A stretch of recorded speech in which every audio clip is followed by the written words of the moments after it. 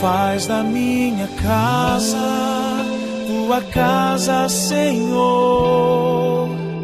Faz da minha família a tua, Senhor. Eu não abro mão, pois eu tenho fé. Enquanto estou de joelhos, minha família está de pé. Faz da minha casa, faz da minha família a tua, Senhor. Eu não abro mão, pois eu tenho fé. Enquanto estou de joelhos, minha família está de pé. Enquanto estou de joelhos, minha família está de pé. Enquanto estou de joelhos, minha família está de pé.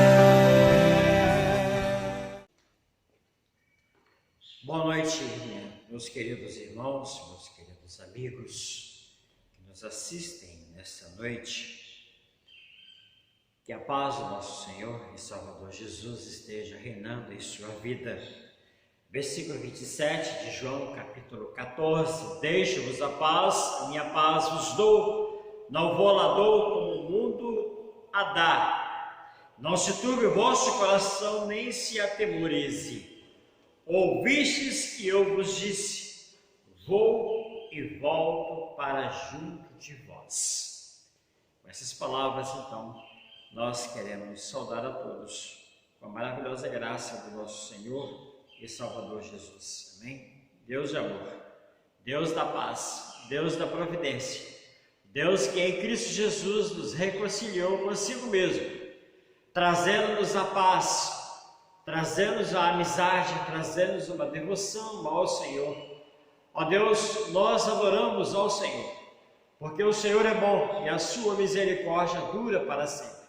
Nós adoramos ao Senhor pela tua grandeza, pela tua santidade, pela tua onisciência e onipresença. Adoramos ao Senhor porque tu és o Deus criador dos céus e da terra, mantenedor e sustentador com o poder da tua palavra. Pai, pedimos a bênção do Senhor, que a paz que o mundo não pode nos dar, o Senhor venha dar a cada coração que nos assiste na noite desse dia, a cada um dos nossos ouvintes, para que assim, ó Pai, possam ter a paz do Senhor Jesus. Visita, Senhor, cada família, dar paz a cada membro, ó Deus, em Cristo Jesus. Se há algum, ó Deus, que ainda não tem a paz de Cristo, essa reconciliação, que por favor, Senhor, possa entrar de provisão, levando a salvação a esses corações, reconciliando-os consigo mesmo em Cristo Jesus, justificando-os, ó Deus, e glorificando, dando a certeza, a convicção da sua salvação. Manifesta, ó Pai, o teu poder em nossas vidas, nesta noite, com o ensino da tua palavra. Nós oramos em nome de Jesus. Amém.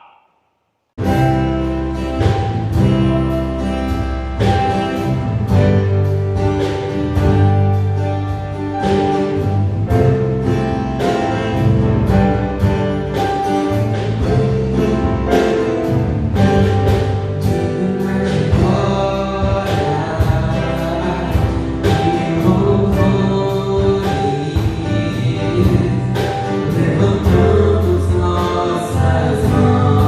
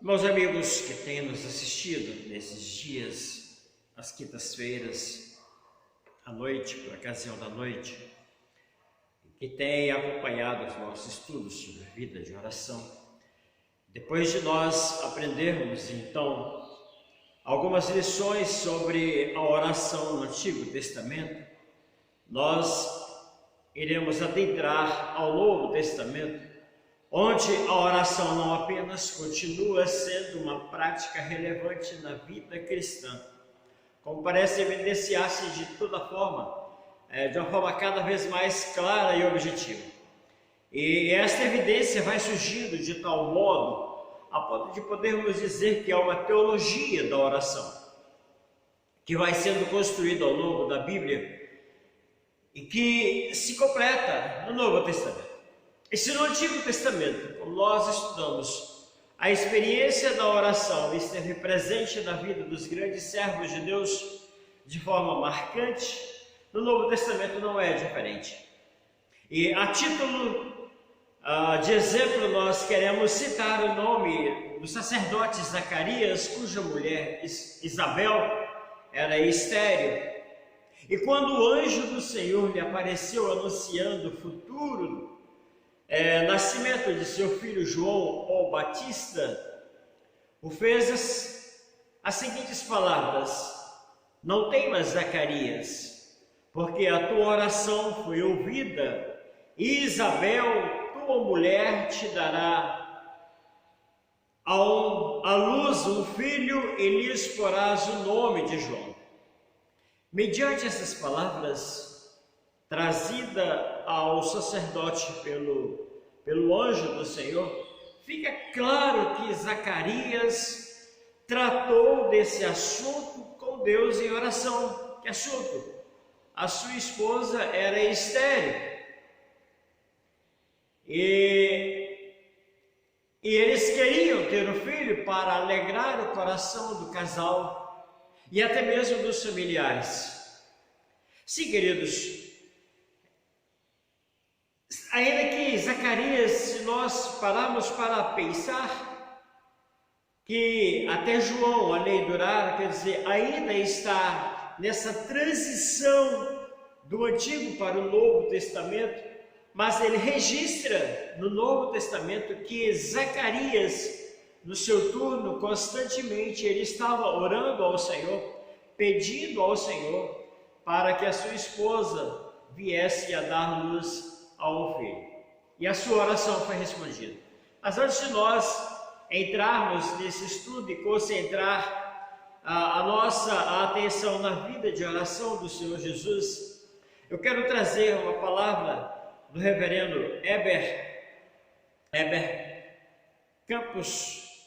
Carlos de Campos, em seu livro A Providência e a sua realização na história. E ele traz uma parte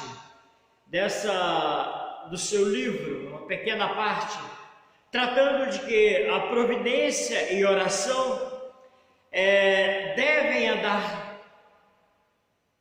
juntas, jamais separar esses dois ensinos da palavra de Deus. Providência de Deus e oração, elas são inseparáveis, ninguém deve desconectá-la, e que se negarmos uma, nós estaremos também negando a outra.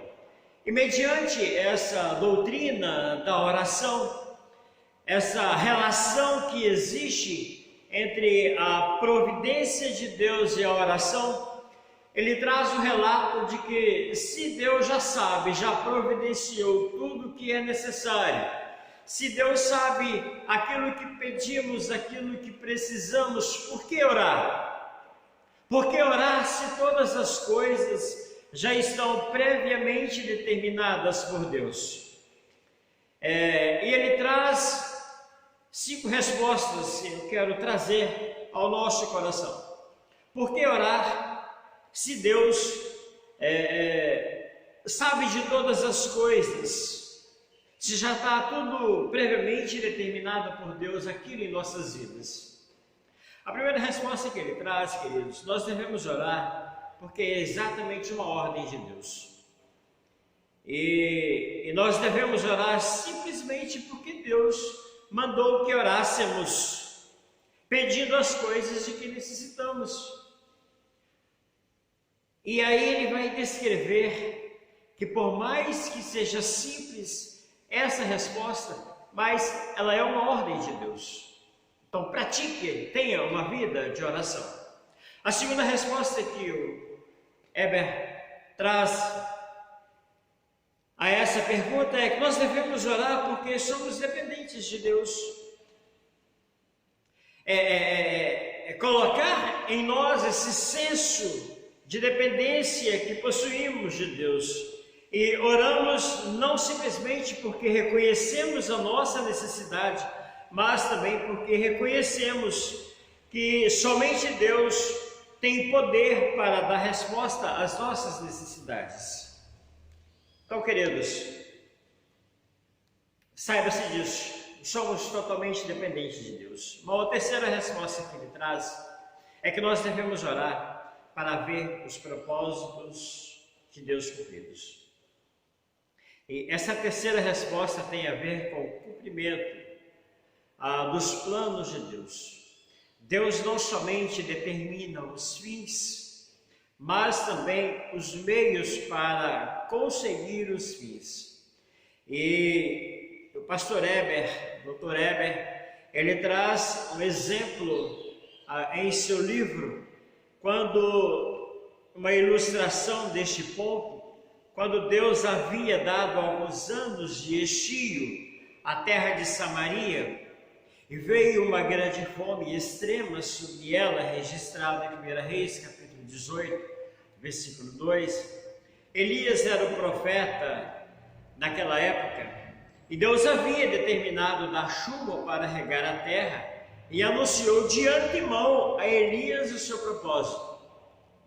Veja o que ele diz a Elias: vai, apresenta-te a Acabe, porque darei chuva sobre a terra. 1 de Reis, capítulo 18, versículo 1. Mas o fato de saber de antemão que Deus haveria de mandar chuva, não impediu que Elias orasse para que chovesse, como registra Tiago, capítulo 5, versículo 17 e 18. E então Deus ouviu a oração de Elias. Precisamos orar para ver os propósitos de Deus cumpridos na vida da sociedade, em nossas vidas, da nossa família e em todos os planos de Deus.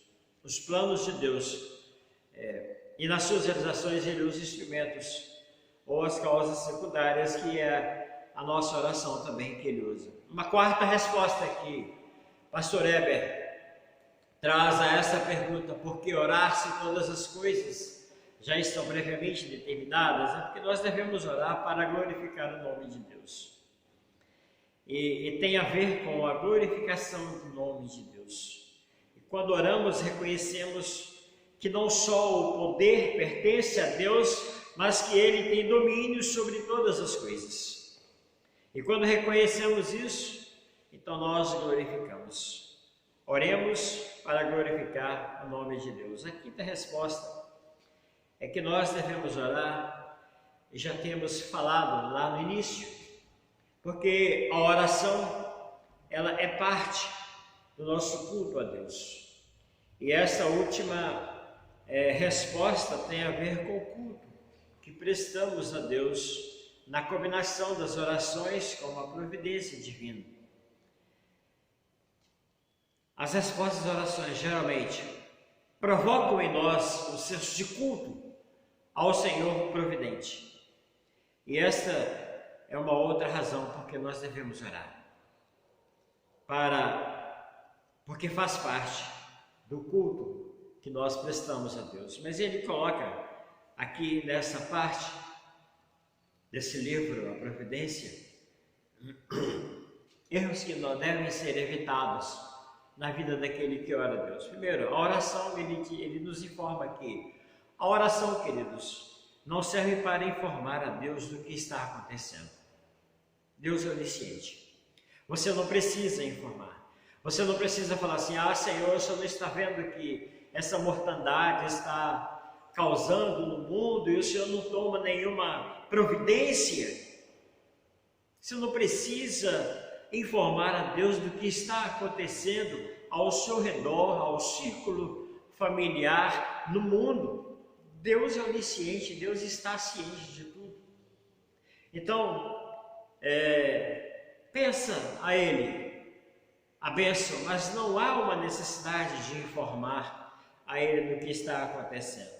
Há um outro erro que precisa ser evitado, segundo o escritor, é que a oração ela serve, a gente pensa que a oração serve para alterar os planos de Deus. A oração ela não vai alterar os planos de Deus. Nunca pense dessa forma. Jamais Deus altera os seus planos por causa das nossas orações. Ao contrário, as nossas orações cumprem os seus planos, e quando oramos de maneira que não combina com a vontade do Pai Celeste, simplesmente Ele não ouve o que pedimos. Então, não pense que uma corrente de oração vai alterar o que Deus tem determinado para a vida de uma pessoa ou do mundo. A oração, ela coloca o orador no seu verdadeiro lugar, o de criatura dependente. Nunca sinta-se poderoso diante de Deus com a oração das mãos, como se ela em si mesma tivesse algum poder e pudesse dobrar o coração do Todo-Poderoso. Então são erros que nós precisamos evitar, pensando que a nossa oração é para informar a Deus, pensando que a nossa oração vai mudar os planos de Deus. Então não pense nisso, isso é uma inverdade, mas ore ao Senhor, porque é uma ordem, porque faz parte do nosso culto, porque somos dependentes de Deus, porque precisamos glorificar a Deus. E eu quero fazer, então, uso do texto de João, capítulo 14. Nos 15 primeiros versículos, eu quero apenas citar versículo 13, 14 e 15, após Jesus confortar os discípulos, que ele iria para o Pai preparar uma casa para cada um de nós. E ele encerra então essa palavra de conforto, antes mesmo de falar que iria rogar ao Pai a vinda do Espírito Santo, do outro Consolador, a fim de que estivesse para sempre com os discípulos e conosco. Então ele encerra essa primeira parte dizendo: em verdade vos digo, que aquele que crê em mim fará também as obras que eu faço, e outras maiores fará, porque eu vou para junto do Pai. E tudo quanto pedirdes em meu nome, isso farei, a fim de que o Pai seja glorificado no Filho. Se me pedirdes alguma coisa em meu nome, eu o farei. Se me amais, guardareis os meus mandamentos. Então, queridos, só o fato de sabermos que o nosso Senhor e Salvador, Jesus, além dele viver uma vida de oração e nos dar essas palavras confortadoras, e que já deveria ele ter visto em nós essa preciosa vida de oração na vida dos discípulos e posteriormente na vida da igreja, isso nos traz também o reflexo de que nós precisamos ter uma vida de oração. Jesus, ele viveu, ele teve uma vida, o seu ministério inteiro em oração. Ele dedicou a sua vida em oração, em todas as situações. E primeiramente eu quero trazer a você o exemplo de que o evangelista Marcos registra no seu evangelho, capítulo 1. Após ele subir para curar a sogra do apóstolo Pedro, que sobe ele, Tiago e João, e sobem então Simão e André, e ali ele ministra a cura àquela senhora.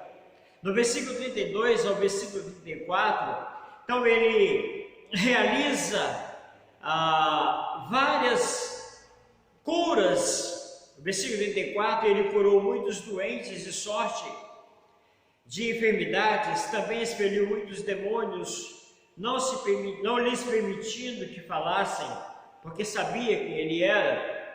Então, após esses acontecimentos, no versículo 35, Marcos registra, então, que, tendo se levantado alta madrugada, saiu, foi para um lugar no deserto e ali orava. O que eu quero trazer à nossa atenção nesta vida de oração do Mestre é que ele levanta, segundo Marcos, alta madrugada. E essa é uma das lições ensinadas pelo Senhor Jesus. Era ainda bem escuro. E Marcos usa a palavra grega proí para designar a última vigília da noite, isto é, das 3 até as 6 horas da manhã. Jesus está aproveitando o silêncio e a tranquilidade da noite. E depois, no lugar deserto, um ambiente propício para estar a sós com Deus e favorável à meditação, à reflexão e à intimidade com o Pai. E acredito que assim devem ser os nossos momentos de oração. Pelo menos alguns dos momentos e com regularidade, uma vez que a oração pode e deve acontecer em outros contextos também. Mas de madrugada, aproveitar o silêncio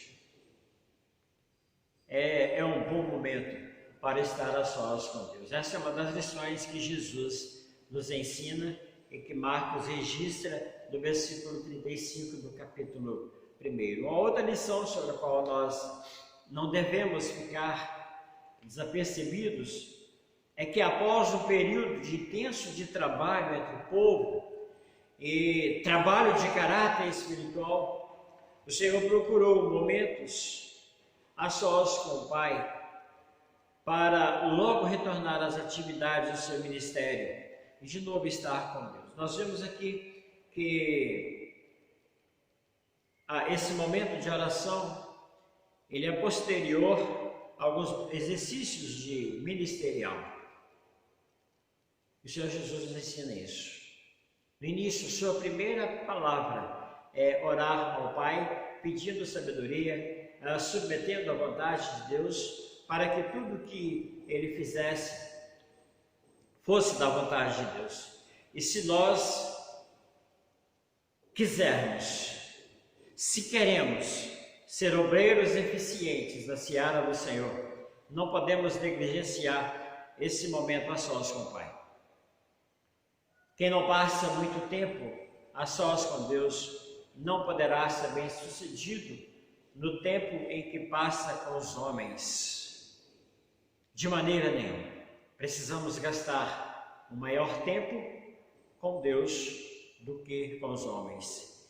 E Jesus ele reage dessa forma diante da sua popularidade, buscando horas tranquilas para a comunhão com o Pai. Quando nós prosseguimos o texto, versículo 36, nós vamos observar que eles procuravam diligentemente Simão e os que com ele estavam. Queridos, às vezes, a título de Simão, Pedro e outros, muitos ministros pensam que a ação ela é mais importante do que a meditação. A ação, muitos pensam. E Jesus ele quebra esse conceito. Jesus ele quebra esse conceito na vida do apóstolo Pedro, na vida dos discípulos e na vida de muitos de hoje, que pensam que estar em ação é melhor do que momento de oração junto com o Pai. Por isso, eu volto a dizer, se queremos ser obreiros eficientes na seara do Senhor, não podemos negligenciar esse momento a sós com o Pai.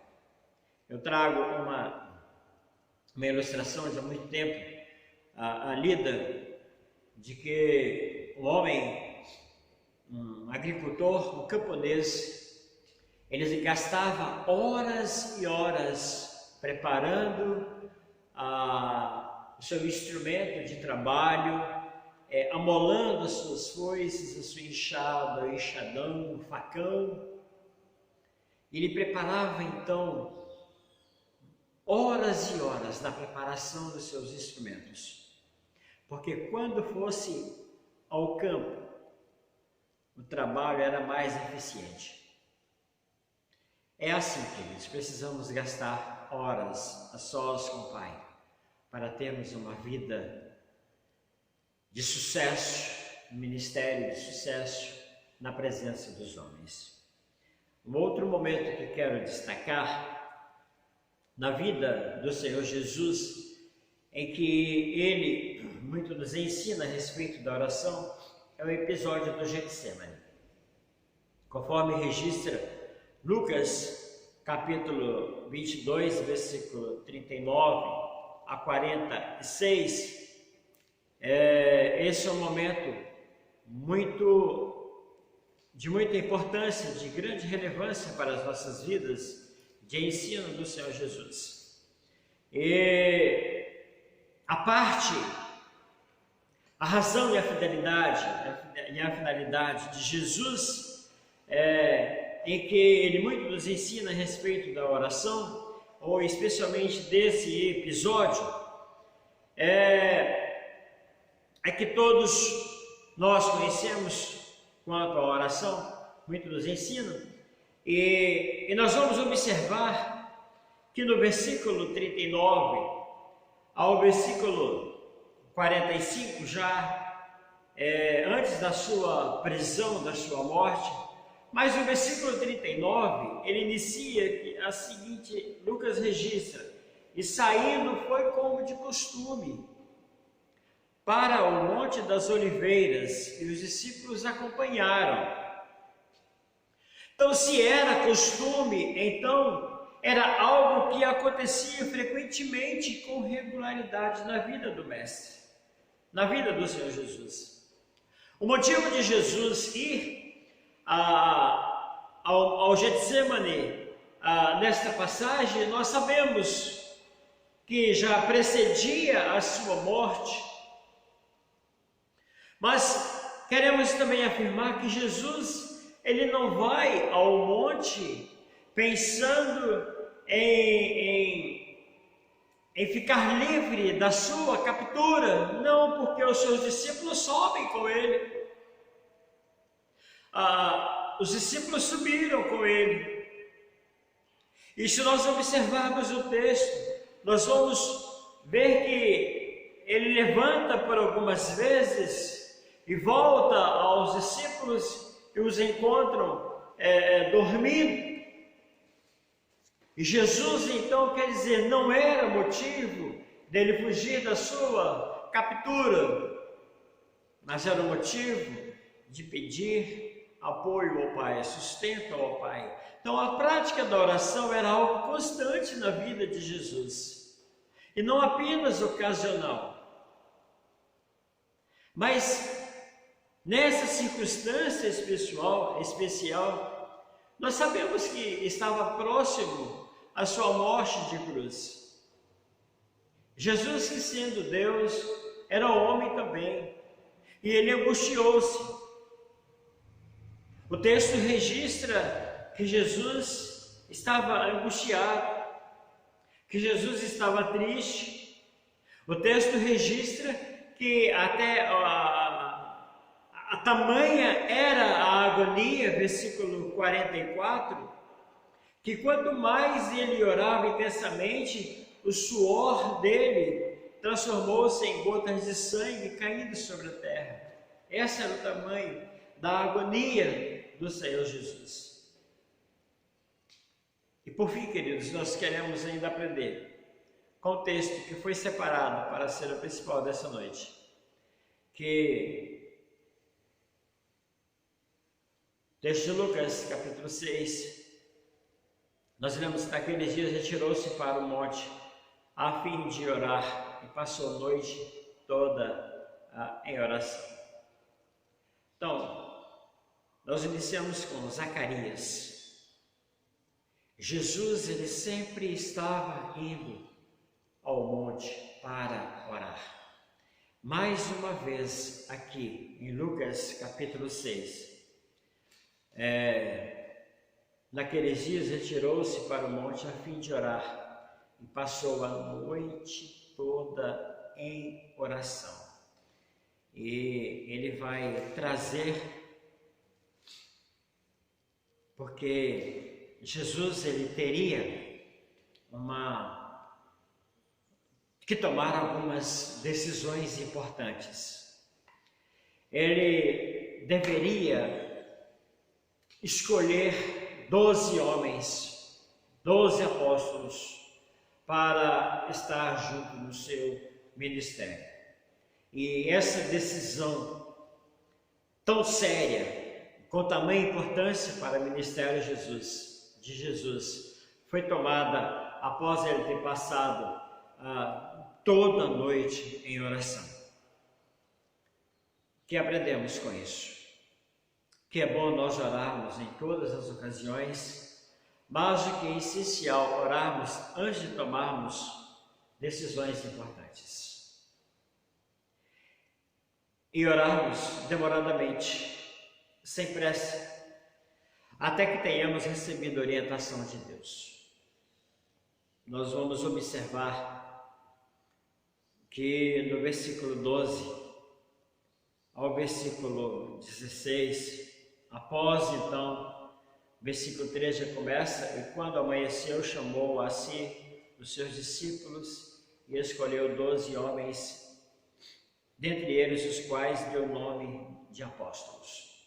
Queridos irmãos, amigos, ouvintes, antes de tomar decisões, ore ao Senhor, busque ao Senhor em oração.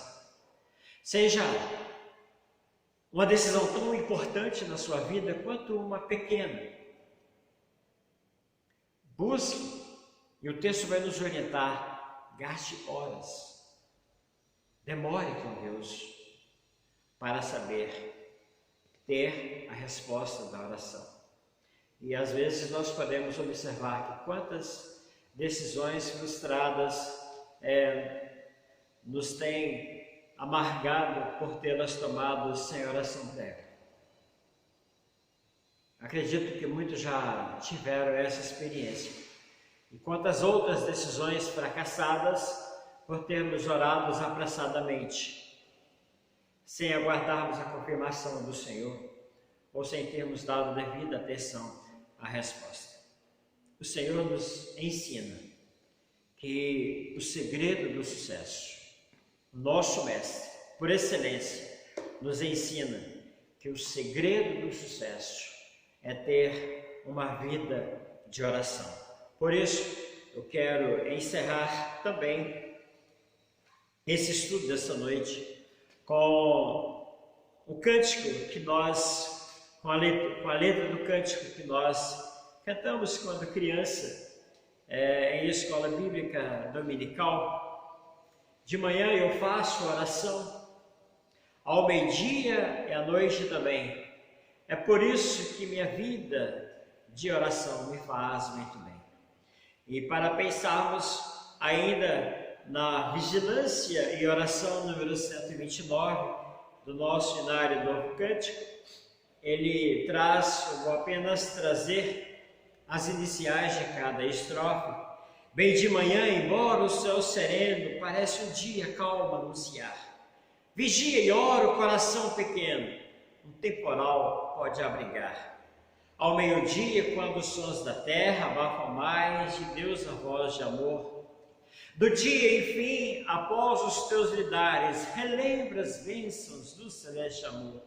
E na última estrofe, e sem cessar, vigia a todo instante, pois o inimigo ataca sem parar. Só com Jesus em comunhão constante podemos sempre descansar. Sim, queridos, com a letra desses cânticos nós encerramos o estudo desta noite, trazendo o ensino do nosso Mestre, Senhor e Salvador Jesus Cristo, que o sucesso para a nossa vida espiritual é uma vida de oração. E que Deus abençoe a sua vida hoje e sempre. Amém? Ó Deus maravilhoso, muito obrigado. Muito obrigado pela provisão da oração. Muito obrigado pelos momentos que temos passado junto ao Senhor, ouvindo a voz do Senhor.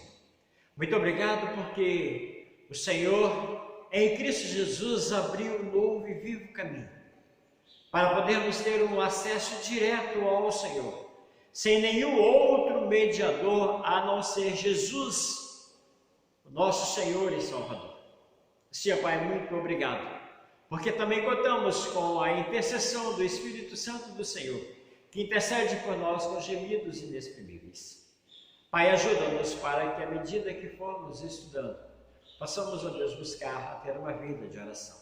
Fique conosco, fique com esta igreja, e esteja nos abençoando em todos os dias, em todas as áreas de nossas vidas. Nós oramos em nome de Jesus, o Senhor da igreja. Amém.